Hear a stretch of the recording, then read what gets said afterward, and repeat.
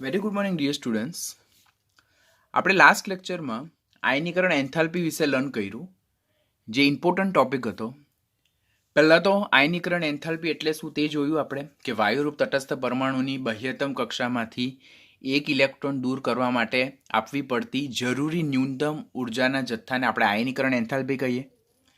પછી પ્રથમ કરતાં દ્વિતીય આયનીકરણ એન્થાલ્પી અને દ્વિતીય કરતાં તૃતીય આયનીકરણ એન્થાલ્પીનું મૂલ્ય કોઈ પણ તત્વ માટે હંમેશા વધારે હોય, કારણ કે જેમ કોઈપણ પરમાણુમાંથી ઇલેક્ટ્રોન દૂર થતો જાય તેમ અસરકારક કેન્દ્રીય વીજભાર વધતો જાય, બાહ્યતમ કક્ષાના ઇલેક્ટ્રોનનું કેન્દ્ર તરફ આકર્ષણ વધતું જાય, ત્રિજ્યા ઘટતી જાય અને પરિણામે એમાંથી ઇલેક્ટ્રોન દૂર કરવા માટે વધારે ને વધારે ઉર્જા આપવી પડે. માટે પ્રથમ કરતાં દ્વિતીય અને દ્વિતીય કરતાં તૃતીય આયનીકરણ એન્થાલ્પીનું મૂલ્ય વધારે જોવા મળે.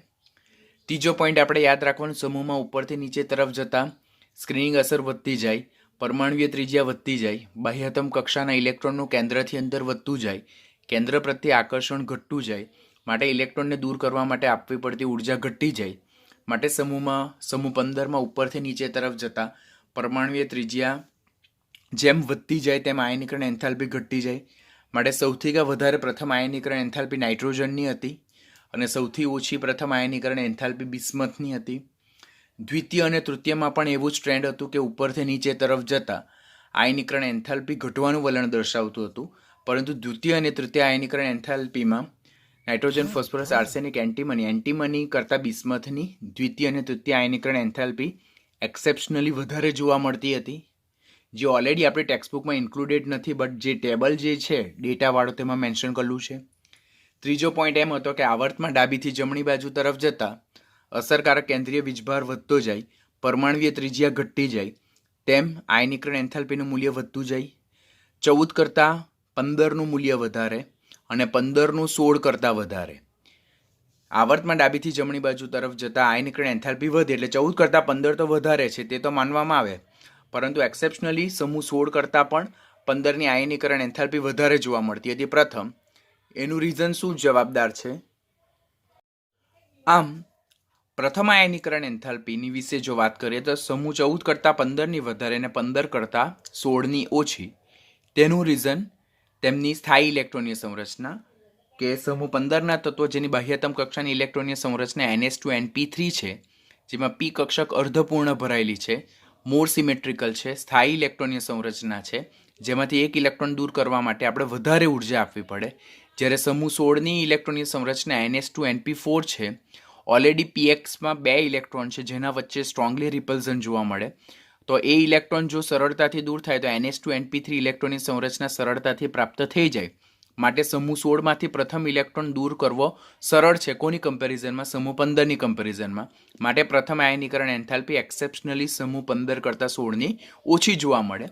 દ્વિતીય આયનીકરણ એન્થાલ્પીનો ક્રમ જોઈએ તો 14 કરતાં 15ની વધારે છે અને 15 કરતાં 16ની વધારે છે. તો આટલું આપણે ગઈકાલે આયનીકરણ એન્થાલ્પીના સંદર્ભમાં જોયેલું. ખૂબ ઇમ્પોર્ટન્ટ ટોપિક હતો. જેટલું બી વસ્તુ મેં મેન્શન કરી છે તે બધી જ કોમ્પિટિટિવને રેફરન્સ બુકને કવર કરીને મેન્શન કરી છે. તો એ ટોપિકને ધ્યાનથી લર્ન કરજો, બિકોઝ આ બધા જ એકદમ ડીપેસ્ટ ક્વેશ્ચન અને લોજિકલ ક્વેશ્ચન તમને એક્ઝામમાં પૂછાઈ શકે છે. હવે આજના લેક્ચરમાં આપણે બીજા ગુણધર્મો જેમ કે વિદ્યુત ઋણતા છે, ધાત્વીય સ્વભાવ છે, ગલનબિંદુ છે, ઉત્કલન બિંદુ છે, ઘનતા છે, અપરૂપો છે, તેના વિશે લર્ન કરવાના છે. અને સાથે સાથે એક બીજી ટૂંક નોંધ કે જે જસ્ટ સિમ્પલી આપણે રીડ કરવાની હોય, પણ તો પણ હું તમને લેક્ચરમાં એક્સપ્લેન કરી નાખીશ, જેથી કોઈ કન્સેપ્ટ કોઈ જગ્યાએ MCQ પૂછાવાને લાયક હોય તેના પર આપણું ધ્યાન દોરાઈ જાય. તેવા નાઇટ્રોજન વાયુ વિશે લર્ન કરશું. હવે જો સમૂહ 15ના તત્વો માટે વિદ્યુત ઋણતાની વાત કરીએ, જેને જ આપણે ઇલેક્ટ્રોનેગેટિવિટી કહીએ, તો આપણને ખબર છે કે સમૂહમાં ઉપરથી નીચે તરફ જતા પરમાણુય ત્રિજ્યા વધવાનું વલણ દર્શાવે. અત્યારે જ આપણે ડિસ્કશન કર્યું. લાસ્ટ લેક્ચરમાં પણ આપણે પરમાણુય ત્રિજ્યા વિશે વધારે ડિટેલમાં જોયેલું હતું. તો સમૂહમાં ઉપરથી નીચે તરફ જતા જેમ પરમાણુય ત્રિજ્યા વધવાનું વલણ દર્શાવે, તેમ બાહ્યતમ કક્ષાના ઇલેક્ટ્રોનનું કેન્દ્ર તરફ આકર્ષણ કેવું થતું જાય? ઘટતું જાય. અને પરિણામે વિદ્યુત ઋણતા ક્રમશઃ કેવી થતી જાય છે? ઘટતી જાય. તો આપણે એક વસ્તુ શું યાદ રાખવાની, જે આપણે ઓલરેડી 11th સ્ટાન્ડર્ડમાં ચેપ્ટર નંબર 3માં લર્ન કરેલું હતું, કે વિદ્યુત ઋણતા અને પરમાણુય ત્રિજ્યા સાથે કેવો સંબંધ છે? વ્યસ્ત પ્રમાણનો સંબંધ છે. સમૂહમાં કોઈ પણ સમૂહ માં ઉપરથી નીચે તરફ જતા જેમ પરમાણુય ત્રિજ્યા વધવાનું વલણ દર્શાવે તેમ વિદ્યુત ઋણતા સામાન્ય રીતે ઘટવાનું વલણ દર્શાવે.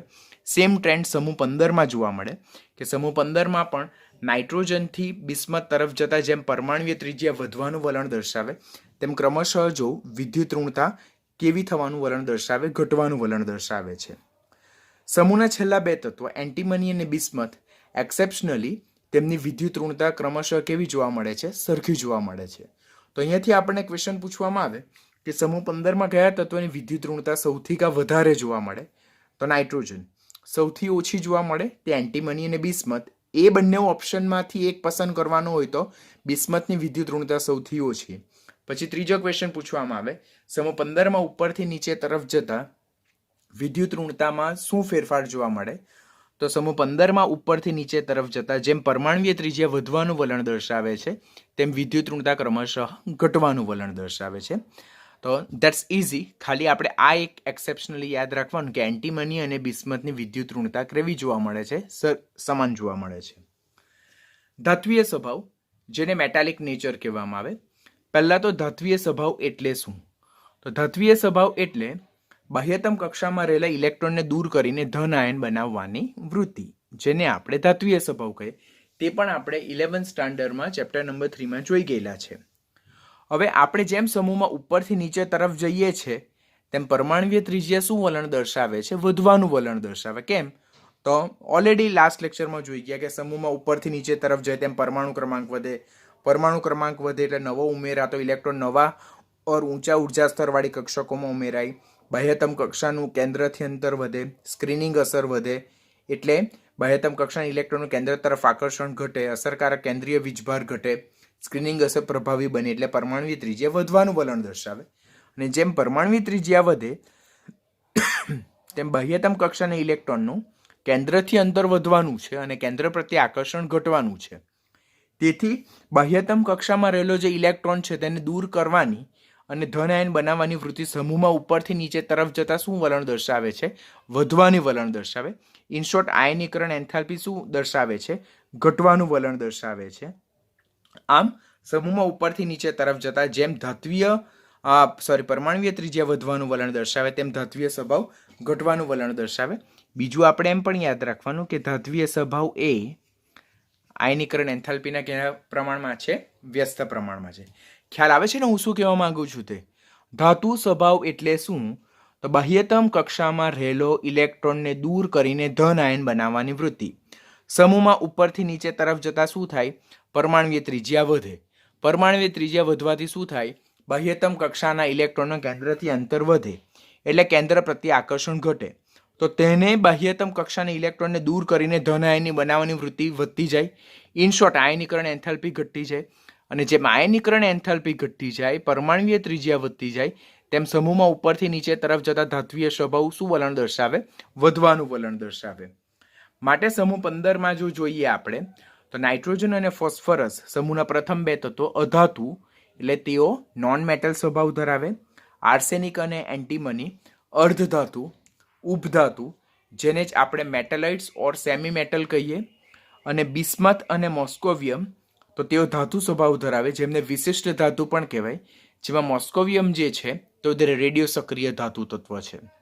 તો અહીંયાથી આપણને આના રિલેટેડ ક્વેશ્ચન ખાસ પૂછાશે કે સમૂહ 15માં કયું ધાતુ તત્વ છે, કયું અધાતુ તત્વ છે, કયું અર્ધધાતુ તત્વ છે. ટ્રુ ફોલ્સમાં સ્ટેટમેન્ટ પૂછાય. કયું વિશિષ્ટ ધાતુ, કયું રેડિયો સક્રિય ધાતુ તત્વ. તો નાઇટ્રોજન અને ફોસ્ફરસ અધાતુ તત્વો છે. આર્સેનિક અને એન્ટીમની ઉપધાતુ, અર્ધધાતુ, મેટાલોઇડ, સેમી મેટલ છે.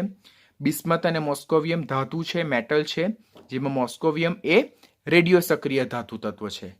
આમ સમૂહ 15માં ઉપરથી નીચે તરફ જતા જેમ પરમાણુય ત્રિજ્યા વધે, આયનીકરણ એન્થાલ્પી ઘટે, તેમ ક્રમશઃ ઇલેક્ટ્રોન ગુમાવીને ધન આયન બનાવવાની વૃત્તિ વધતી જાય એટલે ધાતુ સ્વભાવમાં ક્રમશઃ વધારો થતો જાય છે.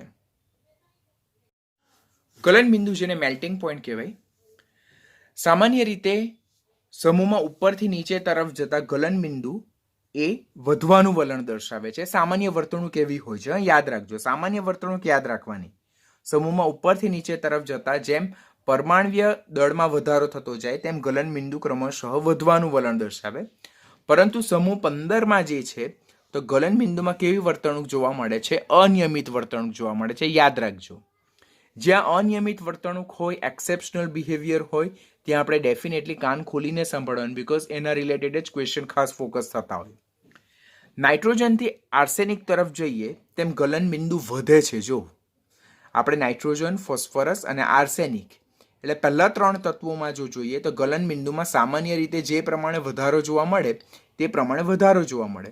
પણ આર્સેનિકથી બિસ્મથ તરફ જઈએ તેમ ગલનબિંદુ શું દર્શાવે છે? ગલનબિંદુ ઘટવાનું વલણ દર્શાવે. તો નાઇટ્રોજનથી આર્સેનિક તરફ જતા તો જેમ પરમાણ્વીય દળમાં વધારો થતો જાય તેમ આંતરાણ્વીય આકર્ષણ બળોની પ્રબળતા વધતી જાય તેમ સામાન્ય વર્તણૂક જ ગલનબિંદુ વધવાનું વલણ દર્શાવે. પરંતુ આર્સેનિકથી બિસ્મથ તરફ જતા શું થાય કે આર્સેનિકથી બિસ્મથ તરફ જતા નિષ્ક્રિય યુગ્મ અસર, જેને ઇનટ પેર ઇફેક્ટ હોય. ઇનટ પેર ઇફેક્ટ એટલે શું કે ઉપરથી નીચે તરફ જતા એસ કક્ષાના ઇલેક્ટ્રોન જે છે તેનું કેન્દ્ર તરફ આકર્ષણ વધવાને કારણે તેઓ બંધ બનાવવામાં ભાગ નહીં લે.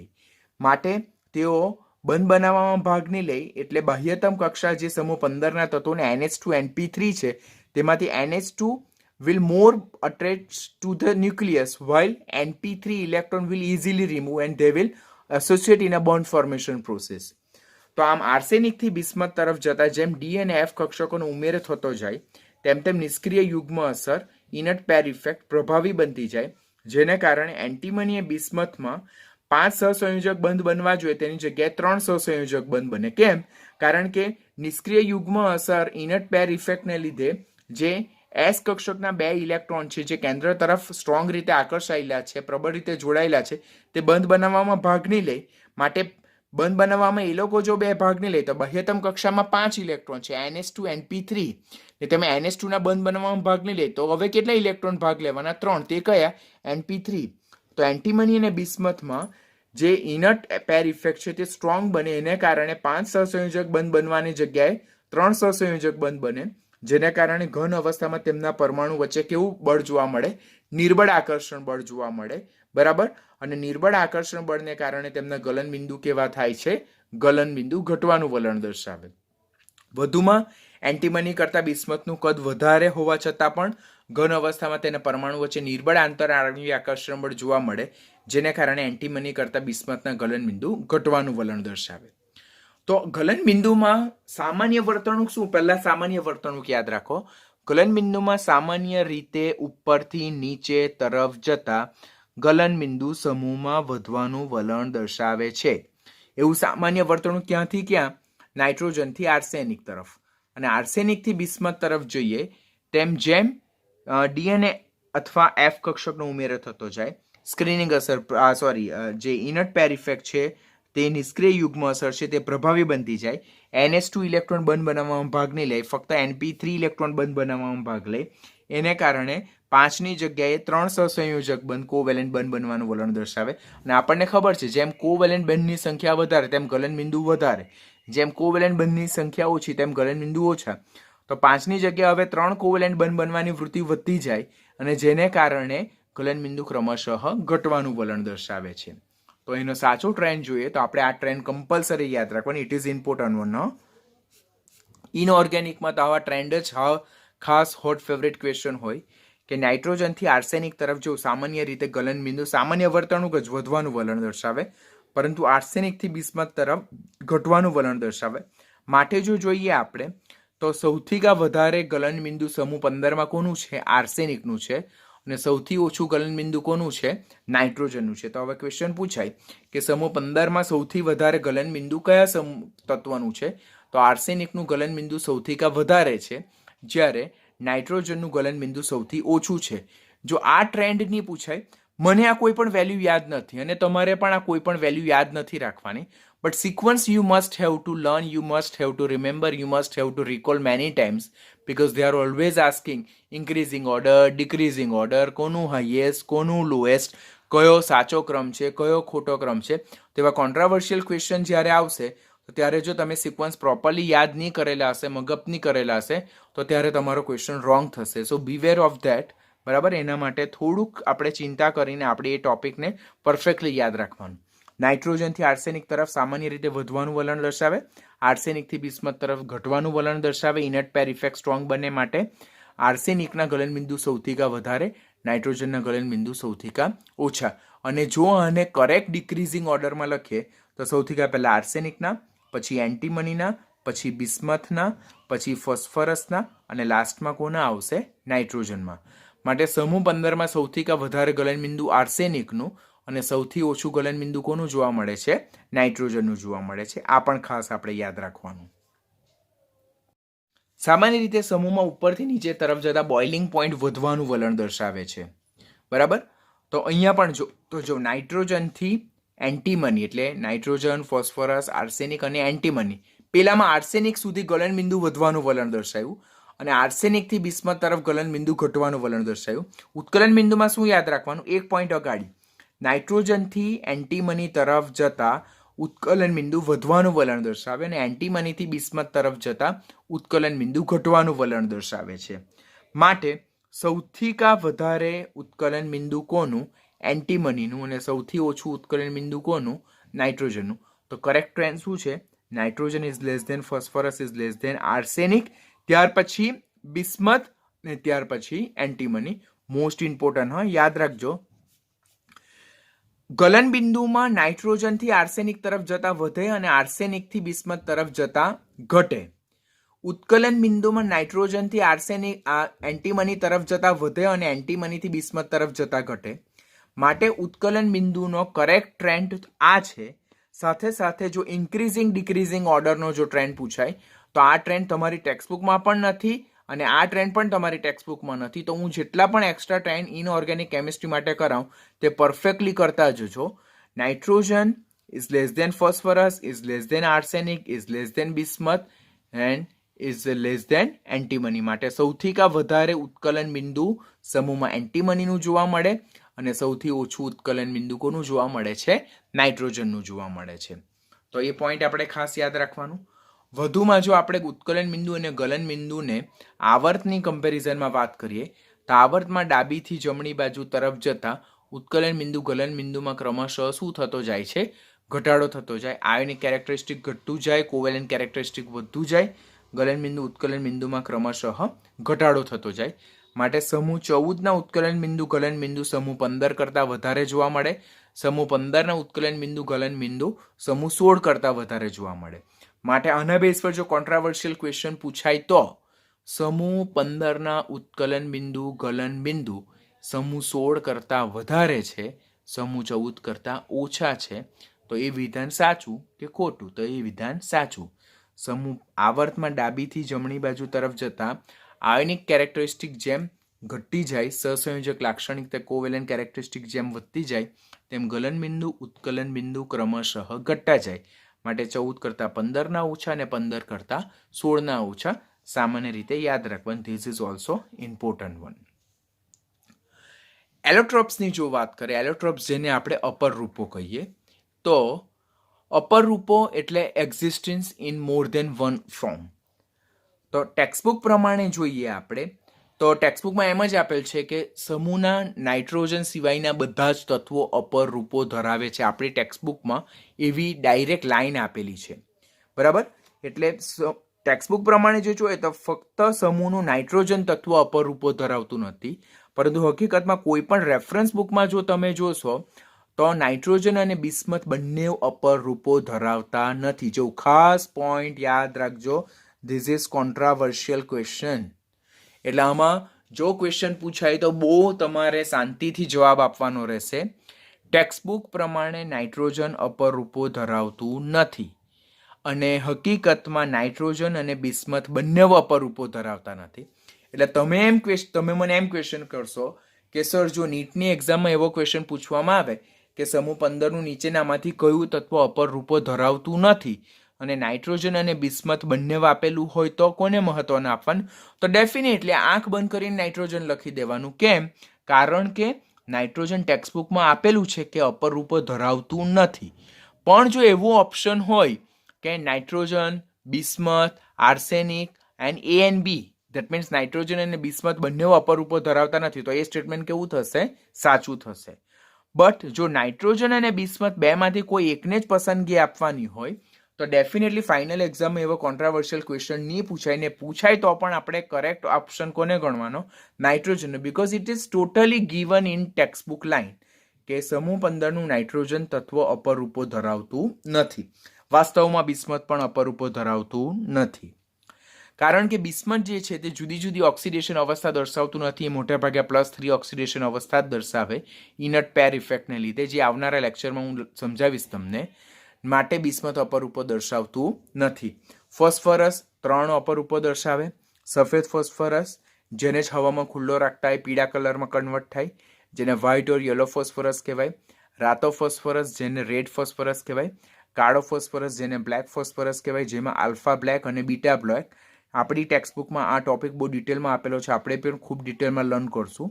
સાથે સાથે આર્સેનિક અને એન્ટીમની યલો અને ગ્રે એલોટ્રોપ્સ પણ ધરાવે, એટલે પીળો અને ભૂખરો બંને અપરૂપો પણ ધરાવે છે, તો તે પણ આપણે યાદ રાખવાના છે. આમ સમૂહ 15માં જો વાત કરીએ તો નાઇટ્રોજન અને બિસ્મથ અપરૂપોની દર્શાવે. ટેક્સ્ટબુક વાઇઝ ફક્ત નાઇટ્રોજન આપેલું છે. ફોસ્ફરસ 3 અપરૂપો ધરાવે, સફેદ, રાતો, કાળો, તેમાં આલ્ફા એન્ડ બીટા બ્લેક. અને આર્સેનિક અને એન્ટીમની 2 અપરૂપો ધરાવે, પીળો અને ભૂખરો. ભૂખરોને જ ગ્રે એલોટ્રોપ્સ પણ કહેવાય, અને પીળોને યલો આર્સેનિક ઓર યલો એન્ટીમની કહેવામાં આવે. હવે ઘનતા, જેને જ આપણે ડેન્સિટી કહીએ, સામાન્ય રીતે સમૂહમાં ઉપરથી નીચે તરફ જતા, એટલે કે નાઇટ્રોજનથી બિસ્મથ તરફ જઈએ તેમ ઉપરથી નીચે તરફ જતા પરમાણુય દળ એટલે એટોમિક માસમાં પણ વધારો થાય. સાથે સાથે એટોમિક વોલ્યુમ એટલે કે પરમાણુય કદમાં પણ વધારો થાય. આપણે જોઈ લઈએ ને કે ઉપરથી નીચે તરફ જતા પરમાણુય દળ વધે કે નહીં વધે? તો વધે. ઉપરથી નીચે તરફ જતા પરમાણુય ત્રિજ્યામાં વધારો થાય કે નહીં થાય? તો એ પણ થાય. પરંતુ આમાં પણ વધારો થાય, આમાં પણ વધારો થાય, પરંતુ જે ઇફેક્ટિવ ઇન્ક્રીમેન્ટ જે છે, અસરકારક વધારો જે છે, તો તે આ બેમાંથી શેમાં વધારે જોવા મળે? તે પરમાણુય દળમાં અસરકારક વધારો ખાસ જોવા મળે. આ લાઈન આપણે ખાસ યાદ રાખવાની. અસરકારક વધારો શેમાં વધારે જોવા મળે? પરમાણુય દળમાં વધારે જોવા મળે. માટે ઘનતા કે જે પરમાણુય દળ અને પરમાણુય કદનો ગુણોત્તર છે, તો ઉપરથી નીચે તરફ જતા પરમાણુય દળમાં બી વધારો જોવા મળે, પરમાણુય કદમાં બી વધારો જોવા મળે. પરંતુ પરમાણુય દળમાં અસરકારક વધારો માટે અહીંયા સ્ટાર આપેલું છે, ફૂદડી પાડેલી છે. તો આ બંનેમાં પરમાણુય દળમાં વધારે અસરકારક વધારો જોવા મળે, જેને કારણે પરમાણુય દળ એ ઘનતાના કેવા પ્રમાણમાં છે? સમપ્રમાણમાં છે.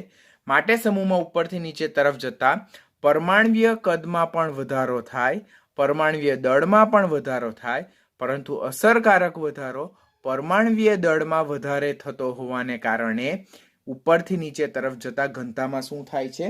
વધારે જોવા મળે, વધારો જોવા મળે. માટે જોઈએ તો nitrogen is less than phosphorus, is less than arsenic, is less than antimony, is less than bismuth. સૌથી ઓછી ઘનતા ધરાવતું તત્વ કયું? તો તે છે નાઇટ્રોજન. સૌથી ઓછી ઘનતા કોની? નાઇટ્રોજનની જોવા મળે. અને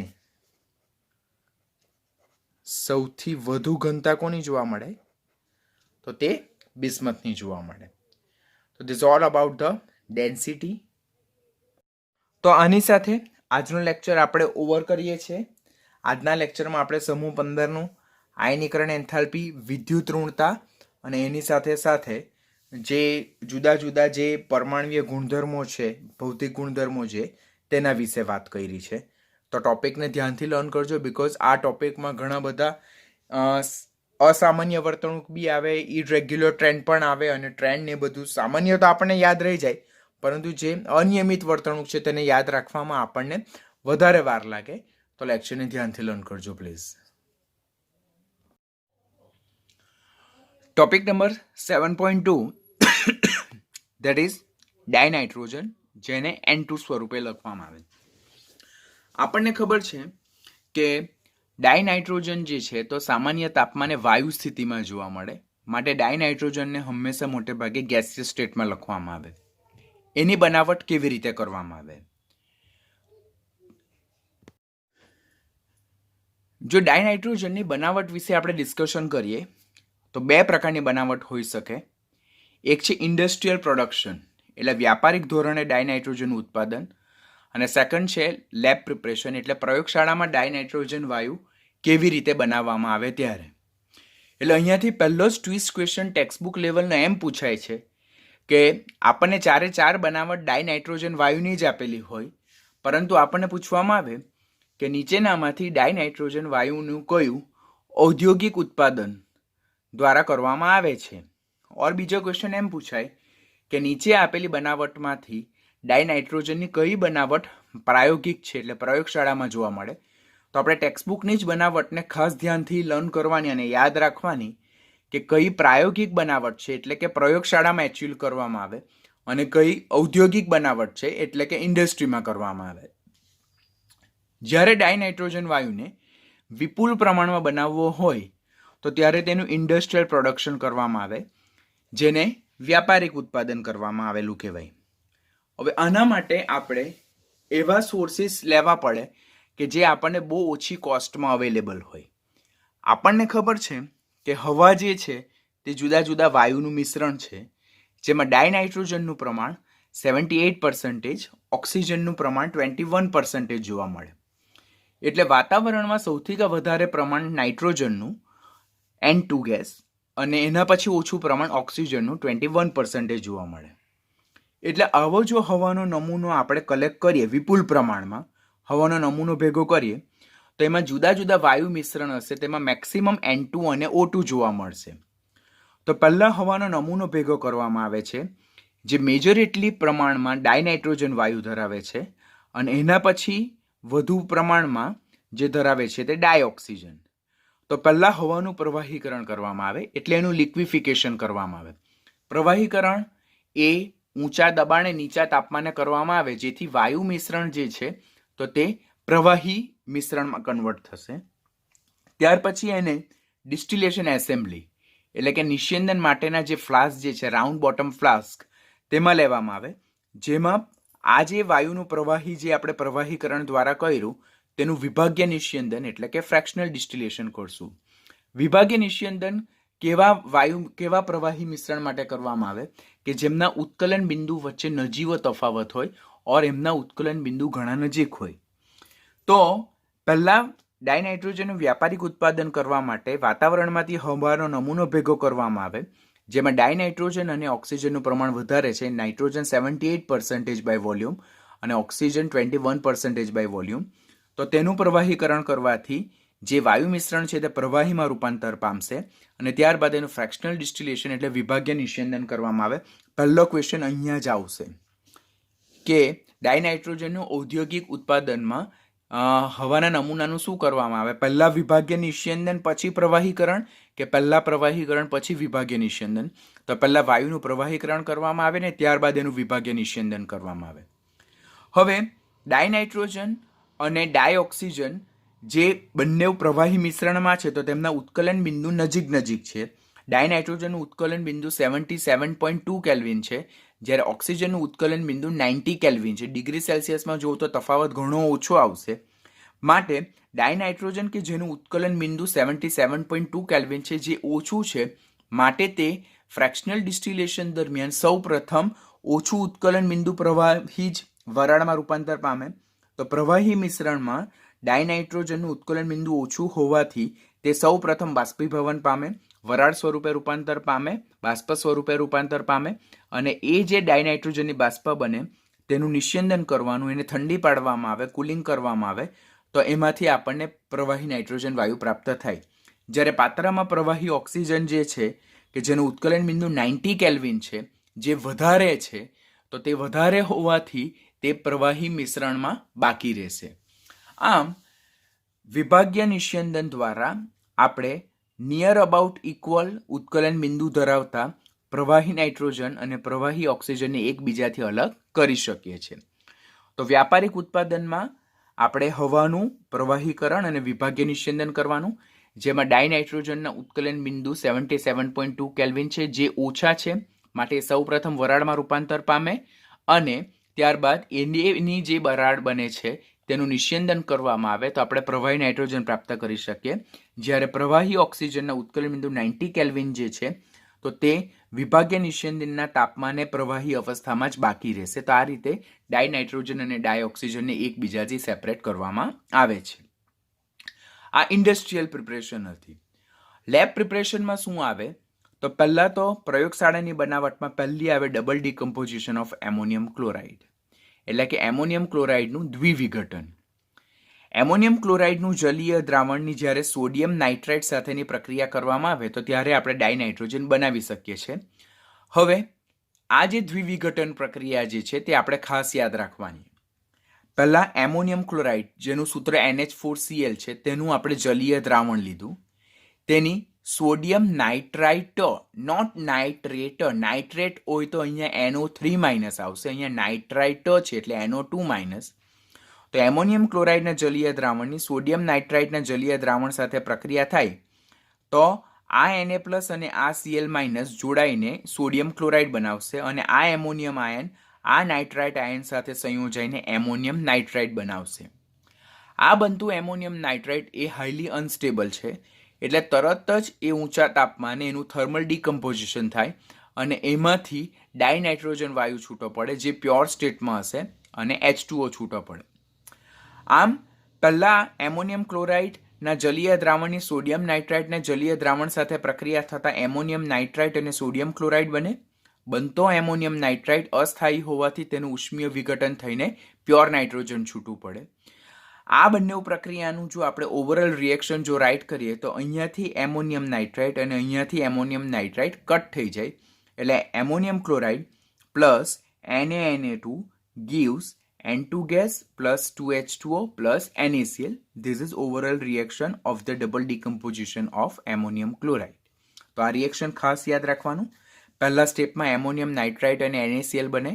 બનતો એમોનિયમ નાઇટ્રાઇટ અસ્થાયી છે જેનું ઉષ્મીય વિઘટન કરવાથી પ્યોર નાઇટ્રોજન વાયુ પ્રાપ્ત થાય. આપણી ટેક્સ્ટબુકમાં એ લોકો ડાયરેક્ટ આ રિએક્શન આપેલું છે, પરંતુ રેફરન્સ બુકમાં જ્યારે MCQ મેં જોયા છે ત્યારે તેમાં ક્વેશ્ચન પૂછાય કે જ્યારે એમોનિયમ ક્લોરાઇડના દ્વિવિઘટનથી ડાયનાઇટ્રોજન વાયુ બનાવવામાં આવે તો ઇન્ટરમીડિયેટ અનસ્ટેબલ કમ્પાઉન્ડ કયું ફોર્મ થાય? તો તે કયું છે આન્સર? એમોનિયમ નાઇટ્રાઇટ બને છે. હવે આ પ્રક્રિયા દરમિયાન અલ્પ પ્રમાણમાં નાઇટ્રિક ઓક્સાઇડ, જેને નાઇટ્રોજન મોનોક્સાઇડ પણ કહેવામાં આવે, તે અને HNO3 એ બંને બને છે. તો અહીંયાથી ક્વેશ્ચન પૂછાય કે જ્યારે એમોનિયમ ક્લોરાઇડની લેબ પ્રિપરેશન દ્વારા ડાયનાઇટ્રોજન વાયુ બનાવવામાં આવે તો ત્યારે નીચેનામાંથી કઈ અશુદ્ધિ બને છે? તો નાઇટ્રિક ઓક્સાઇડ, જેને નાઇટ્રોજન મોનોક્સાઇડ પણ કહેવામાં આવે, NO, અને સાથે સાથે નાઇટ્રિક એસિડ એટલે HNO3 બને. અને જો આ અશુદ્ધિને આપણે દૂર કરવી હોય તો પ્રક્રિયા દરમિયાન જે વાયુ મિશ્રણ મળે છે તે વાયુને આપણે પોટેશિયમ ડાયક્રોમેટ એટલે K2Cr2O7 ધરાવતા જલીય સલ્ફ્યુરિક એસિડમાંથી આપણે શું કરવું પડે? પસાર કરવું પડે. તો એનાથી અશુદ્ધિ દૂર થશે અને શુદ્ધ નાઇટ્રોજન વાયુ પ્રાપ્ત થશે. એટલે આ જે અંડરલાઇન કરેલી છે તેમાંથી આપણને ક્વેશ્ચન શું પૂછવામાં આવે કે જ્યારે એમોનિયમ નાઇટ્રાઇટનું દ્વિવિઘટન કરીને આપણે ડાયનાઇટ્રોજન વાયુ મેળવીએ છીએ તો એ ડાયનાઇટ્રોજન વાયુ જ્યારે મળે ત્યારે કઈ અશુદ્ધિ પ્રાપ્ત થાય? તો NO અને HNO3. તેને દૂર કરવા માટે શું કરવામાં આવે? તે અશુદ્ધિને દૂર કરવા માટે પ્રક્રિયા દરમિયાન ઉત્પન્ન થતા વાયુને પોટેશિયમ ડાયક્રોમેટ K2Cr2O7 ધરાવતા જલીય H2SO4 માંથી પસાર કરવામાં આવે છે. બીજો ક્વેશ્ચન જે છે લેબ પ્રિપરેશનમાં તો તે એમોનિયમ ડાયક્રોમેટના ઉષ્મીય વિઘટનથી. એમોનિયમ ડાયક્રોમેટ એટલે એનું સૂત્ર શું છે? NH4 Cr2O7, જેને એમોનિયમ ડાયક્રોમેટ કહેવામાં આવે. તેનું ઉષ્મીય વિઘટન કરવામાં આવે, તેમાંથી પણ નાઇટ્રોજન વાયુ છૂટો પડે, H2O છૂટા પડે અને સાથે સાથે ગ્રીન કલરનો ક્રોમિક ઓક્સાઇડ, જેને ક્રોમિયમ 3 ઓક્સાઇડ કહેવામાં આવે, તે છૂટો પડે. હવે કોમ્પિટિટિવમાં આ ક્વેશ્ચન પૂછાયેલો છે કે જ્યારે ડાયનાઇટ્રોજનની બનાવટ એમોનિયમ ડાયક્રોમેટના ઉષ્મીય વિઘટનથી કરવામાં આવે તો ત્યારે લીલા રંગનો જે પદાર્થ ઉત્પન્ન થાય છે તેનું સૂત્ર શું, તેનું નામ શું? તો ઘેરા લીલા કલરનો ડાર્ક ગ્રીન કલરનો જે કમ્પાઉન્ડ પ્રોડ્યુસ થાય તેનું નામ છે ક્રોમિક ઓક્સાઇડ, જેને જ ક્રોમિયમ 3 ઓક્સાઇડ કહેવાય, જેનું સૂત્ર શું છે? Cr2O3. તો આ ખાસ યાદ રાખવાનું આપણે. This is questions that is ask in your competitive exam. પછી થર્ડ વન જે છે તો તે એઝાઇડ સંયોજનના ઉષ્મીય વિઘટનથી. કયા એઝાઇડ સંયોજનો? સોડિયમ એઝાઇડ અને બેરિયમ એઝાઇડ. એઝાઇડ એટલે શું? તો N3-1 આયન ધરાવતા સંયોજનને શું કહેવામાં આવે છે? એઝાઇડ સંયોજનો. હવે એઝાઇડ સંયોજન કયા બે? તો સોડિયમ એઝાઇડ અને બેરિયમ એઝાઇડ. સોડિયમ એઝાઇડનું સૂત્ર Na+ અને N3-. બેરિયમ એઝાઇડ કેવી રીતે બને? તો Ba+2 અને N3-1. હવે આને જો આપણે બેલેન્સ કરીએ તો આ 2 છે ને આ 1 છે, બરાબર? તો મારે અહીંયા શું પ્લેસ કરવું પડે? 2 પ્લેસ કરવું પડે. એટલે બેરિયમ એઝાઇડનું સૂત્ર BaN3 તેના ઉષ્મીય વિઘટનથી પણ આપણે અતિશુદ્ધ ડાયનાઇટ્રોજન વાયુ મેળવી શકીએ છીએ. જેમાં સોડિયમ એઝાઇડનું ઉષ્મીય વિઘટન કરવાથી સોડિયમ ધાતુ છૂટી પડે અને ડાયનાઇટ્રોજન વાયુ છૂટો પડે. એવી જ રીતે બેરિયમ એઝાઇડનું ઉષ્મીય વિઘટન કરવાથી બેરિયમ છૂટો પડે અને ડાયનાઇટ્રોજન વાયુ છૂટો પડે. એઝાઇડ સંયોજનના ઉષ્મીય વિઘટન કરવાથી જે પ્રાપ્ત થતો ડાયનાઇટ્રોજન વાયુ જે છે તે કેવા પ્રકારનો છે? અતિશુદ્ધ પ્રકારનો છે. તો હવે અહીંયાથી આપણને ક્વેશ્ચન પૂછાય કે નીચેનામાંથી ડાયનાઇટ્રોજનની કઈ પ્રિપરેશન દ્વારા અતિશુદ્ધ ડાયનાઇટ્રોજન વાયુ મેળવી શકાય છે? ખાસ યાદ રાખજો, અશુદ્ધ નહીં, અતિશુદ્ધ ડાયનાઇટ્રોજન વાયુ મેળવી શકાય છે. તો તે એઝાઇડ સંયોજનના ઉષ્મીય વિઘટનથી અતિશુદ્ધ ડાયનાઇટ્રોજન મેળવી શકાય છે. આપણને 4 પ્રિપરેશન આપેલી હશે કે વાયુનું પ્રવાહીકરણ, પછી એમોનિયમ ક્લોરાઇડનું દ્વિવિઘટન, પછી એમોનિયમ ડાયક્રોમેટમાંથી અને એઝાઇડ સંયોજનમાંથી. તો આમાંથી 4માંથી કઈ મેથડથી આપણે અતિશુદ્ધ ડાયનાઇટ્રોજન મેળવી શકીએ છીએ કે જે ટેક્સ્ટબુકમાં લાઈન મેન્શન કરેલી છે? તો તે એઝાઇડ સંયોજનના ઉષ્મીય વિઘટનથી અતિશુદ્ધ ડાયનાઇટ્રોજન વાયુ મેળવી શકાય છે. હવે આ જે એઝાઇડ આયન જે છે તો તેના જે રેઝોનન્સ સ્ટ્રક્ચર છે તેના રિલેટેડ ખાસ ક્વેશ્ચન પૂછાય. તેમાં નાઇટ્રોજનનો ઓક્સિડેશન આંક કેટલો છે તેના વિશે ક્વેશ્ચન પૂછાય. એઝાઇડ આયનનું સૂત્ર શું છે તેના રિલેટેડ ક્વેશ્ચન પૂછાય, કે જે 11th રેડોક્સ ચેપ્ટરને પણ કન્સર્નમાં લે છે. તો બેરિયમ એઝાઇડ એટલે Ba+2 અને 2 N3-. તો આ જે N3-1 જે છે તો N3-1 તેને શું કહેવામાં આવે? એઝાઇડ આયન, જેનું સૂત્ર N3-1, જેમાં 3 નાઇટ્રોજન પરમાણુ છે. તેમાં પહેલા અને છેલ્લો આ 1, આ 2 અને આ 3. તો તેમાં ફર્સ્ટ અને થર્ડ નાઇટ્રોજન જે છે તો તે માઇનસ ચાર્જ ધરાવે, બીકોઝ એની સરાઉન્ડિંગમાં 1, 2, 3, 4, 5 અને 6 ઇલેક્ટ્રોન છે. જો અહીંયા પણ 1, 2, 3, 4, 5 અને 6 ઇલેક્ટ્રોન. જ્યારે મિડલ નાઇટ્રોજન જે છે તો that is having positive charge, because it is having only 1, 2, 3 and 4 electron. So that means middle nitrogen having positive charge and જે corner nitrogen having a -1 charge. So that is the resonance structure of the azide ion. તો ખાસ યાદ રાખજો, competitive માટે important which is not included in your textbook. હું અહીંયા જેટલી વસ્તુ તમને કરાવું છું તેટલું કમ્પલસરી તમારે કરવાનું રહેશે. પછી આ જે સોડિયમ એઝાઇડ જે છે તેનું ઉષ્મીય વિઘટન કરવાથી આપણે જે કારમાં એક્સિડન્ટ થાય અને જે એરબેગ જે ખુલી જાય તો તે સેફ્ટી બેગ્સને ઇન્ફ્લેટ એટલે ખોલવા માટે પણ સોડિયમ એઝાઇડનો ઉપયોગ કરવામાં આવે છે. તો thermal decomposition of sodium azide is use to inflate the airbags use for safety device in some car. એટલે કારમાં જ્યારે એક્સિડન્ટ થાય, ખબર? તો એક્સિડન્ટ થાય ત્યારે એરબેગ ખુલી જાય તો એ એરબેગમાં જે મિશ્રણ ભરવામાં આવે છે તે કોનું છે? સોડિયમ એઝાઇડનું છે. સોડિયમ એઝાઇડ એ અસ્થાયી છે. એને કારણે જેવું અંદર એક્સિડન્ટ થાય, સ્પાર્ક થાય એટલે એમાંથી એના ઉષ્મીય વિઘટનથી નાઇટ્રોજન વાયુ ઉત્પન્ન થાય અને એ નાઇટ્રોજન વાયુ એરબેગને આખી ઓપન કરી નાખે, જેથી પર્સનને ઇન્જરી થતી નથી. તો અહીંયાથી કોમ્પિટિટિવ લેવલનો ક્વેશ્ચન પૂછાય કે નીચેનામાંથી કયું સંયોજન એ આપણી કેમેસ્ટ્રીને લગતો જ ક્વેશ્ચન છે તો કોમ્પિટિટિવમાં ડેફિનેટલી પૂછાઈ શકે. ને આ એઝાઇડ સંયોજન ઓલરેડી આપણે અત્યારે ટેક્સ્ટબુકમાં નાઇટ્રોજનની બનાવટમાં આપેલો છે. તો એરબેગ જે ઇન્ફ્લેટ કરવા માટે વપરાય એટલે એક્સિડન્ટ સામે સેફ્ટી ડિવાઇસમાં વપરાય તો તેમાં આપણે સોડિયમ એઝાઇડનું મિશ્રણ ભરીએ છીએ. તો તે આપણે ખાસ કોમ્પિટિટિવ માટે એક્સ્ટ્રા પોઈન્ટ તરીકે યાદ રાખવાનું છે. હવે ડાયનાઇટ્રોજન વાયુના ગુણધર્મો, તેમાં પહેલા ગુણધર્મો ભૌતિક ગુણધર્મો, જેને ફિઝિકલ પ્રોપર્ટી કહેવામાં આવે. They are very easy.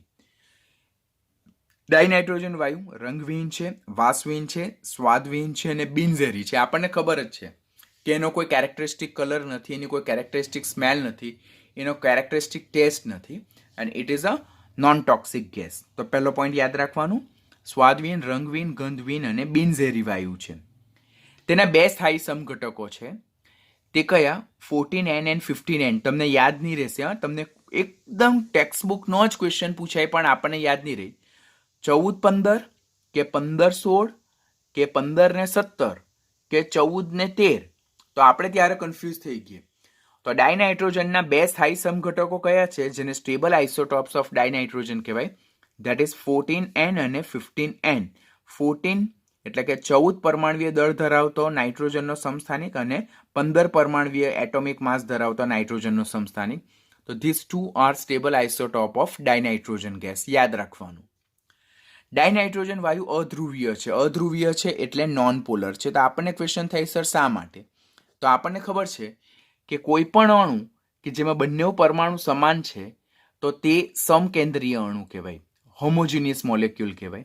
આવા જે સમકેન્દ્રીય અણુ જે છે તેઓ સ્વભાવે કેવા હોય? અધ્રુવીય હોય, નોન પોલર હોય, અને જેને કારણે તેઓ પાણી જેવા ધ્રુવીય દ્રાવકમાં જ્યારે એમને એડ કરવામાં આવે તો they are being very less soluble in nature. એટલે ડાયનાઇટ્રોજન વાયુ જે હોમોન્યુક્લિયર સ્પીસીસ છે, સમકેન્દ્રીય અણુ છે, તો તે સ્વભાવે અધ્રુવીય છે, નોન પોલર છે, જેને કારણે પાણી જેવા ધ્રુવીય દ્રાવકમાં ઘણી ઓછી દ્રાવ્યતા ધરાવે.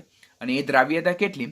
તો 273 કેલ્વિન તાપમાન અને 1 બાર દબાણે એ 23.2 સેન્ટીમીટર ક્યુબ પ્રતિ લિટર પાણી.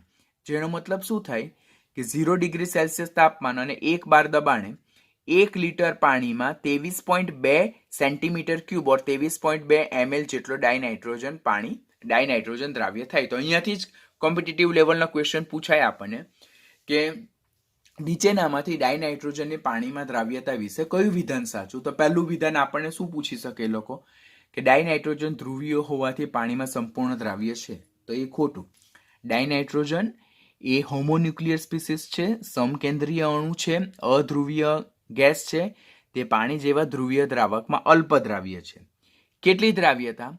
તો 0 ડિગ્રી સેલ્સિયસ તાપમાન અને 1 બાર દબાણે 1 લિટર જેટલું પાણી લેવામાં આવે તો તેમાંથી ફક્ત 23.2 ml જેટલો ડાયનાઇટ્રોજન દ્રાવ્ય થાય. 1 લિટર એટલે 1000 ml માં ફક્ત 23.2 ml જેટલો ડાયનાઇટ્રોજન દ્રાવ્ય થાય. તો that is very less solubility.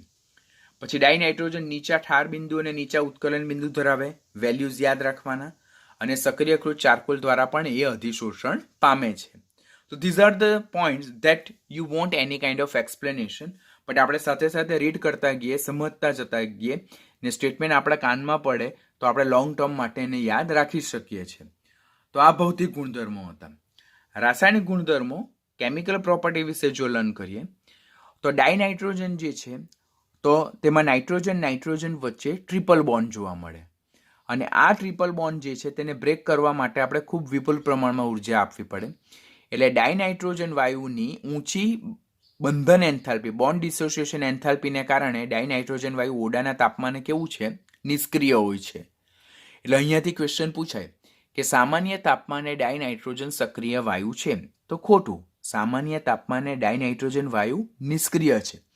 તેનું મેઇન રિસ્પોન્સિબલ રીઝન કયું? તેમાં નાઇટ્રોજન વચ્ચે જે ટ્રિપલ બોન્ડ જોવા મળે તેની ઊંચી બંધ વિયોજન એન્થાલ્પી, જેને ઊંચી બંધન એન્થાલ્પી, બોન્ડ ડિસોસિએશન એન્થાલ્પી કહેવાય. તો નાઇટ્રોજન ટ્રિપલ બોન્ડની ઊંચી બોન્ડ ડિસોસિએશન એન્થાલ્પીને કારણે સામાન્ય તાપમાને ડાયનાઇટ્રોજન વાયુ નિષ્ક્રિય હોય છે. પણ જો તાપમાન વધારવામાં આવે એટલે કે ઊંચા તાપમાને જો પ્રક્રિયા કરવામાં આવે તો ડાયનાઇટ્રોજનની પ્રતિક્રિયાત્મકતામાં વધારો જોવા મળે છે. એટલે તાપમાન ઊંચું હોય તો ડાયનાઇટ્રોજન બિંગ રિએક્ટિવ ઇન નેચર, પણ જો ઓરડાનું તાપમાન હોય ઓર ઓછું તાપમાન હોય તો ત્યારે તો ડાયનાઇટ્રોજન ડેફિનેટલી નોન રિએક્ટિવ છે અને બિન પ્રતિક્રિયાત્મક છે. લિટમસ પ્રત્યે તટસ્થ હોય છે. It is not acidic, not basic, but litmus પ્રત્યે તટસ્થ. એ દહનશીલ કે દહન પોષક નથી. દહનશીલ એટલે સળગી બી શકતો નથી અને આગને ફેલાવવામાં, એ સળગવામાં મદદરૂપ પણ નથી થતો. પરંતુ જ્યારે સક્રિય ધાતુને નાઇટ્રોજનના વાતાવરણમાં ઊંચા તાપમાને ગરમ કરવામાં આવે ત્યારે ધાતુ ડાયનાઇટ્રોજન વાયુ સાથે સંયોજાઈને આયનીય નાઇટ્રાઇડ બનાવે છે. હવે અહીંયાથી પણ કોન્ટ્રાવર્શિયલ ક્વેશ્ચન આવે છે, ખાસ યાદ રાખજો. આપણે અત્યારે જોયું કે ડાયનાઇટ્રોજન વાયુ તો કેવો છે? ઓરડાના તાપમાને નિષ્ક્રિય છે. પરંતુ સક્રિય ધાતુ જેમ કે સમૂહ 1 સમૂહ 2 ની ધાતુને નાઇટ્રોજનના વાતાવરણમાં ઊંચા તાપમાને ગરમ કરવામાં આવે તો ધાતુ ડાયનાઇટ્રોજન વાયુ સાથે પ્રક્રિયા કરીને ધાતુના નાઇટ્રાઇડ બનાવે, જે કેવા સ્વભાવના હોય છે? આયનીય સ્વભાવના. ખાસ ક્વેશ્ચન અહીંયાથી પૂછાય. નાઇટ્રોજન વાયુ ઓરડાના તાપમાને નિષ્ક્રિય, તેમાં નાઇટ્રોજન વચ્ચે ટ્રિપલ બોન્ડ જોવા મળે, તેની ઊંચી બંધ વિયોજન એન્થાલ્પી. પરંતુ સક્રિય ધાતુને નાઇટ્રોજન સાથે ઊંચા તાપમાને ગરમ કરવામાં આવે તો એમાંથી નાઇટ્રોજનનું કયું સંયોજન મળે?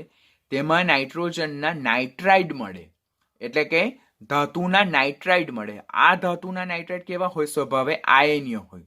ધાતુના નાઇટ્રાઇડ સ્વભાવે આયનીય હોય. કેવી રીતે બને?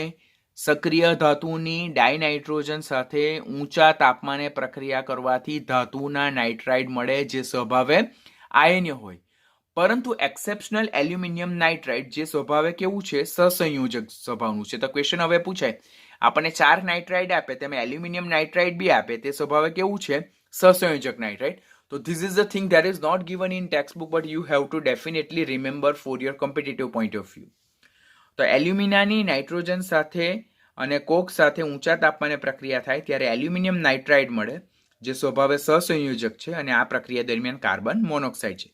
તો આ પોઈન્ટમાંથી આપણે શું યાદ રાખવાનું? નાઇટ્રોજન દહનશીલ કે દહન પોષક નથી, પરંતુ સક્રિય ધાતુ સાથે ઊંચા તાપમાને પ્રક્રિયા કરવાથી એ ધાતુના નાઇટ્રાઇડમાં કન્વર્ટ થાય. એ ધાતુના નાઇટ્રાઇડ સ્વભાવે આયનીય હોય. ધાતુના નાઇટ્રાઇડ સ્વભાવે આયનીય હોય, પરંતુ એલ્યુમિનિયમના નાઇટ્રાઇડ એક્સેપ્શનલી કેવું છે? કોવેલેન્ટ નેચર ધરાવે, સહસંયોજક નાઇટ્રાઇડ છે. ત્યારે આપણે એમ લર્ન કર્યું કે ધાતુના નાઇટ્રાઇડ સ્વભાવે આયનીય, જ્યારે અધાતુની જ્યારે ડાયનાઇટ્રોજન સાથેની ગરમ પ્રક્રિયા કરવામાં આવે તો ત્યારે આપણને અધાતુના કેવા નાઇટ્રાઇડ મળે છે? સહસંયોજક નાઇટ્રાઇડ, જેમ કે બોરોન. ને જ્યારે ડાયનાઇટ્રોજન વાયુ સાથે ગરમ કરવામાં આવે ત્યારે બોરોન નાઇટ્રાઇડ જે મળે તે કેવા સ્વભાવનું છે? સહસંયોજક નાઇટ્રાઇડ પ્રકારનું છે. તો યાદ રાખવાનું, ધાતુની નાઇટ્રોજન સાથે ઊંચા તાપમાને પ્રક્રિયા કરવાથી ધાતુના આયનીય નાઇટ્રાઇડ મળે, અને અધાતુની ડાયનાઇટ્રોજન સાથે ઊંચા તાપમાને પ્રક્રિયા કરવાથી અધાતુના સહસંયોજક નાઇટ્રાઇડ મળે છે. This thing you have to keep in your mind. ધાતુના નાઇટ્રાઇડ આયનીય, અધાતુના નાઇટ્રાઇડ સહસંયોજક સ્વભાવના હોય છે. Fourth chemical process, that is Haber process. આપણે ઓલરેડી 9મા 10માંથી લર્ન કરતા આવ્યા છે, 11થમાં બી ઘણી વખત જોઈ ગયા છે કે 1 મોલ ડાયનાઇટ્રોજન વાયુની 3 મોલ ડાયહાઇડ્રોજન વાયુ સાથે જ્યારે ઊંચા તાપમાને અને અમુક દબાણે જ્યારે પ્રક્રિયા થાય, તે કેટલું તાપમાન? નિયર અબાઉટ 700 કેલ્વિન અરાઉન્ડ, તે 773 કેલ્વિન, અને 212 દબાણે રિવર્સિબલ ફોર્મમાં પ્રક્રિયા થાય ત્યારે 2 મોલ એમોનિયા પ્રોડ્યુસ થાય. હવે અહીંયા એક વસ્તુ ખૂબ ઇમ્પોર્ટન્ટ છે. હેબર પદ્ધતિ કોના ઉત્પાદન માટે વપરાય? તો એમોનિયાના ઉત્પાદન માટે વપરાય. કયા 2 વાયુ વચ્ચે પ્રક્રિયા થાય? તો ડાયનાઇટ્રોજન અને ડાયહાઇડ્રોજન વચ્ચે. કેટલા મોલના રેશિયોમાં જોડાય? તો 1 મોલ ડાયનાઇટ્રોજન એ 3 મોલ ડાયહાઇડ્રોજન વાયુ સાથે સંયોજાય. કેટલા તાપમાને? 773 કેલ્વિન તાપમાને, 212 દબાણે. પ્રક્રિયા રિવર્સિબલ, ઇરિવર્સિબલ? તો રિવર્સિબલ પ્રક્રિયા ઉષ્માક્ષેપક કે શોષક? તો આ પ્રક્રિયા દરમિયાન, એટલે કે એમોનિયા વાયુ જે પ્રોડ્યુસ થાય તેનું enthalpy of formation A negative છે.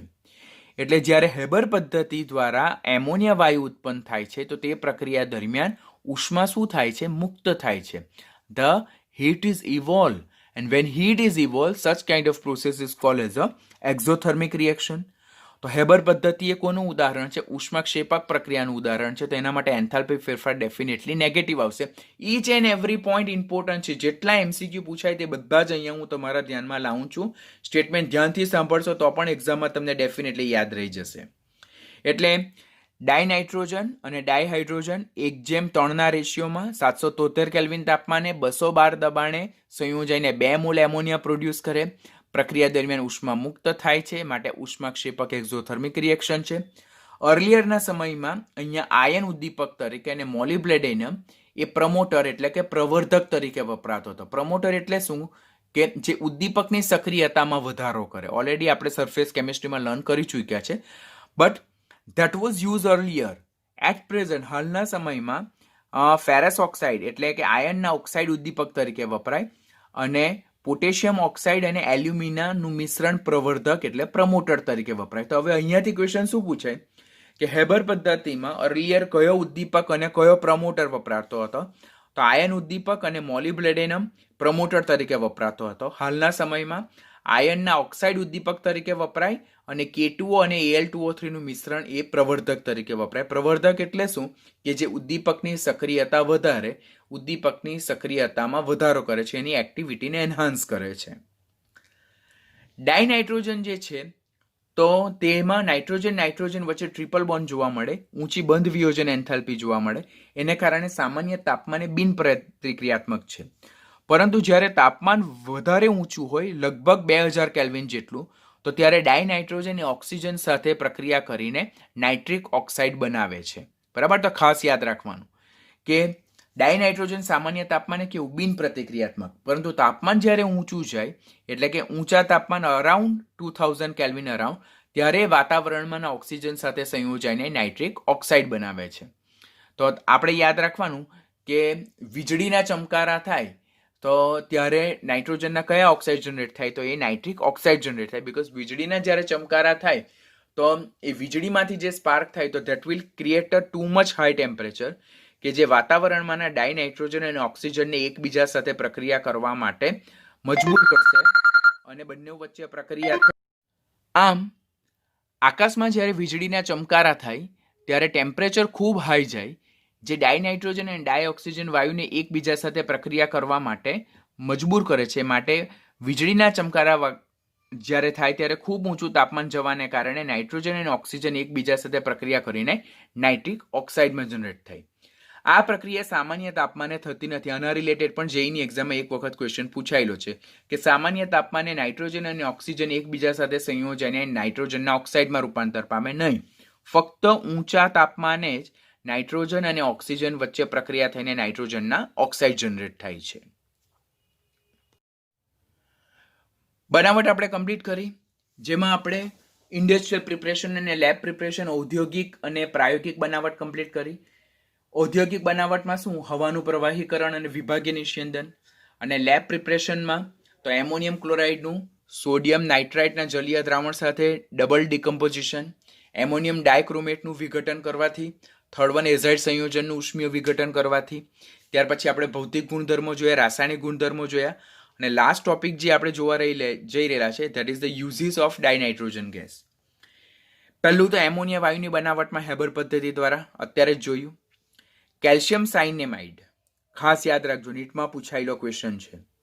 કેલ્શિયમ સાયનેમાઇડ કે જેનું પ્રચલિત નામ શું છે? નાઇટ્રોલિયમ. આ કેલ્શિયમ સાયનેમાઇડ એક જાતનું ખાતર છે, ફર્ટિલાઇઝર છે. તેની બનાવટમાં પણ ડાયનાઇટ્રોજન વપરાય, જેમાં કેલ્શિયમ કાર્બાઇડ ની ડાયનાઇટ્રોજન વાયુ સાથે પ્રક્રિયા થતા CaNCN, CaCN2, જેમાં એક કેલ્શિયમ છે, એક કાર્બન છે અને 2 નાઇટ્રોજન છે. It's not CaCN2. This is not calcium cyanamide. બરાબર? This is calcium cyanide. Calcium cyanamide, CaNCN. એક કેલ્શિયમ, એક કાર્બન અને 2 નાઇટ્રોજન. અહીંયા બ્રેકેટ કર્યું નથી, ખાસ યાદ રાખો. જો અહીંયા બ્રેકેટ કર્યું તો this is what? This is calcium cyanide. This is calcium cyanide. This is calcium cyanamide. તો આ ડાયનાઇટ્રોજન વાયુ જે છે તો તે કેલ્શિયમ સાયનેમાઇડ કે જે નાઇટ્રોલિયમ ખાતર તરીકે પણ ઓળખાય તેની બનાવટમાં પણ વપરાય. જનરલી નાઇટ્રોલિયમ શબ્દ જે છે તો કેલ્શિયમ સાયનેમાઇડ અને કાર્બનના મિશ્રણ માટે વપરાતો શબ્દ છે. તો ક્વેશ્ચન પૂછાય કે કેલ્શિયમ સાયનેમાઇડ કેવી રીતે બને? તો કેલ્શિયમ સાયનેમાઇડમાં કેલ્શિયમ કાર્બાઇડની ડાયનાઇટ્રોજન સાથે પ્રક્રિયા થાય. કેલ્શિયમ સાયનેમાઇડ અને કાર્બનનું મિશ્રણ કયા નામે ઓળખાય? નાઇટ્રોલિયમ તરીકે ઓળખાય. નાઇટ્રોલિયમ એક જાતના શું છે? તો એક જાતના ખાતર છે. નાઇટ્રોલિયમ એ શાનું મિશ્રણ છે? તો કેલ્શિયમ સાયનેમાઇડ અને કાર્બનનું મિશ્રણ છે. કેલ્શિયમ સાયનેમાઇડનું સૂત્ર શું? તો CaCN2, જેમાં એક કેલ્શિયમ, એક કાર્બન અને 2 નાઇટ્રોજન પરમાણુ છે. આ કેલ્શિયમ સાયનેમાઇડ જે છે તે કયો ઋણ આયન ધરાવે? તો એ સાયનેમાઇડ ઋણ આયન ધરાવે, જેનું સૂત્ર CN2-2. જો એક કાર્બન, બે નાઇટ્રોજન અને માથા પર ચાર્જ -2, તો આને સાયનેમાઇડ આયન કહેવાય. આ જે કેલ્શિયમ સાયનેમાઇડ છે તે જ્યારે જમીનમાં ખાતર તરીકે ભળે તો જમીનના ભેજની પ્રેઝન્સમાં એનું જળ વિભાજન થાય, એમાંથી કેલ્શિયમ કાર્બોનેટ અને એમોનિયા વાયુ છૂટો પડે. આ જે કેલ્શિયમ કાર્બોનેટ જે છે તો તેમાંથી CO2 રિલીઝ થાય અને જે કેલ્શિયમ બને તે જમીનમાં શોષાય. સાથે સાથે એમોનિયા વાયુ જે બને એ એમોનિયા વાયુ એ પાકના સુપોષણ માટે ઉપયોગી થાય. આમ ડાયનાઇટ્રોજન વાયુ કેલ્શિયમ સાયનેમાઇડ પ્રચલિત નામ નાઇટ્રોલિયમ તરીકે ખાતરની બનાવટમાં વપરાય, જેમાં કેલ્શિયમ કાર્બાઇડની નાઇટ્રોજન સાથે પ્રક્રિયા થતા CaCN2. ધીસ ઇઝ ખાસ યાદ રાખજો, આ બંને ડિફરન્ટ છે. Ca બ્રેકેટમાં CN2 લખવામાં આવે તેને કેલ્શિયમ સાયનાઇડ કહેવામાં આવે, અને જેમાં સાયનાઇડ આયનનું સૂત્ર શું છે? Cn-1. આ સાયનાઇડ આયન છે. This is cyanamide ion CN2-2. પછી સાયનોજનની બનાવટમાં that is also NEET question. આ બધા જ નીટના ઇમ્પોર્ટન્ટ ક્વેશ્ચન છે, ખાસ ધ્યાનમાં રાખજો. એકલી ટેક્સ્ટબુકને જકડીને બેસી નહીં રહેતા, બધા પોઈન્ટ યાદ રાખવા પડશે. સાયનોજનની બનાવટમાં પણ ડાયનાઇટ્રોજન વાયુ વપરાય. તેમાં સૌ પ્રથમ ડાયનાઇટ્રોજન વાયુ જે છે તેને ઇલેક્ટ્રિક સ્પાર્ક એટલે વિદ્યુત ચાપની મદદથી એટોમિક નાઇટ્રોજન એટલે કે એક્ટિવ નાઇટ્રોજનમાં રૂપાંતર કરવામાં આવે, જેને પરમાણવીય ઓર પ્રતિક્રિયાત્મક નાઇટ્રોજન કરવામાં આવે. આપણે અત્યારે જ જોયું કે સામાન્ય તાપમાને નાઇટ્રોજનમાં નાઇટ્રોજન વચ્ચે ટ્રિપલ બોન્ડ જોવા મળે, જેને કારણે નાઇટ્રોજન એ કેવું છે? બિન પ્રતિક્રિયાત્મક છે. માટે જ્યારે ઇલેક્ટ્રિક સ્પાર્ક વિદ્યુત તણખા લગાડવામાં આવે તો આ નાઇટ્રોજન અણુનું રૂપાંતર અતિક્રિયાશીલ એવા નાઇટ્રોજન પરમાણુમાં રૂપાંતર થાય, જેને પરમાણવીય ઓર પ્રતિક્રિયાત્મક નાઇટ્રોજન કહેવામાં આવે. જ્યારે એસિટિલિન જેનું સૂત્ર HC ટ્રિપલ બોન્ડ HC, જેને C2H2 પણ રાઇટ કરી શકીએ આપણે. તો જ્યારે એસિટિલિન વાયુની પરમાણવીય નાઇટ્રોજન કે જે હાઈલી રિએક્ટિવ છે તેની સાથે પ્રક્રિયા થાય તો it will be converted to what? Cyanogen. સાયનોજનનું સૂત્ર શું? CN2. N triple bond C, single bond C, triple bond N. તો સાયનોજન કેવી રીતે બને? તો એસિટિલિન વાયુની પરમાણવીય નાઇટ્રોજન સાથે પ્રક્રિયા થતા સાયનોજન મળે. સાયનોજનનું સૂત્ર શું? CN2. ને પ્રક્રિયા દરમિયાન હાઇડ્રોજન વાયુ શું થાય છે? છૂટો પડે છે. તો these are the things that is not mentioned in textbook but you have to remember for your competitive point of view. Fourth use, નિષ્ક્રિય વાતાવરણ ઉપજાવવા માટે, જેમ કે લોખંડ અને સ્ટીલના ઉદ્યોગમાં પ્રતિક્રિયાત્મક રસાયણો માટે નિષ્ક્રિય મંદક તરીકે આનો ઉપયોગ થાય, યાદ રાખવાનું. પછી જે કોમ્પિટિટિવમાં બોર્ડ ગુજસેટમાં પૂછાવા લાયકનો ખાસ ક્વેશ્ચન છે કે પ્રવાહી નાઇટ્રોજન જે છે તો તે જૈવિક પદાર્થો તથા ખાદ્ય સામગ્રી હોય તેની જાળવણી માટે પણ વપરાય, પ્રશીતક તરીકે, રેફ્રિજરન્ટ તરીકે. આ ડાયનાઇટ્રોજન જે છે તો ઝડપથી બાષ્પમાં રૂપાંતર પામે, એની ઉત્કલન બિંદુ ઓછું છે. એ ઝડપથી બાષ્પમાં રૂપાંતર પામે એટલે એની પછાડીની જે પ્રણાલી છે તેનું તાપમાન એ શું કરે? ઘટાડે છે. આમ પ્રવાહી નાઇટ્રોજન એ બાયોલોજિકલ સેમ્પલ, જૈવિક પદાર્થો અને ખાદ્ય સામગ્રીની જાળવણી માટે પ્રશીતક તરીકે, ખાસ કરીને આપણે આઈસ્ક્રીમ ખાય, ખબર? Live ice cream. તો એ જે લાઈવ આઈસ્ક્રીમ હોય તો તેમાં ડાયનાઇટ્રોજનનો ઉપયોગ જે છે તો તે આઈસ્ક્રીમનું જે મિલ્ક છે તેને ઓવરચિલ કરવા માટે વપરાય. ઇમિડિયેટલી આપણે ખબર ને કે એલ્યુમિનિયમના એક ફ્લેટ સરફેસ હોય તેની નીચેથી ડાયનાઇટ્રોજન પસાર કરતો હોય, એના પર દૂધ રેડવામાં આવે, તો તે આપણે યાદ રાખવાનું.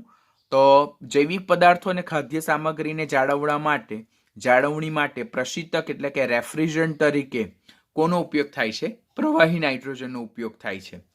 પછી એ ક્રાયોસર્જરીમાં પણ ખાસ વપરાય. ક્રાયોસર્જરી એટલે શું? કે ત્વચાના કેન્સરની બનાવટમાં જ્યારે ત્વચાના કેન્સર પર એ ડાયનાઇટ્રોજન વાયુ પસાર કરવામાં આવે તો એ ત્યાંની ત્વચાને જુઠ્ઠી કરી નાખે, અને જેને કારણે ત્યાંથી આપણે સર્જરી ઇઝીલી કરી શકીએ. તો અહીંયાથી ક્વેશ્ચન પૂછાય કે ક્રાયોસર્જરીમાં નીચેનામાંથી કયો વાયુ વપરાય છે?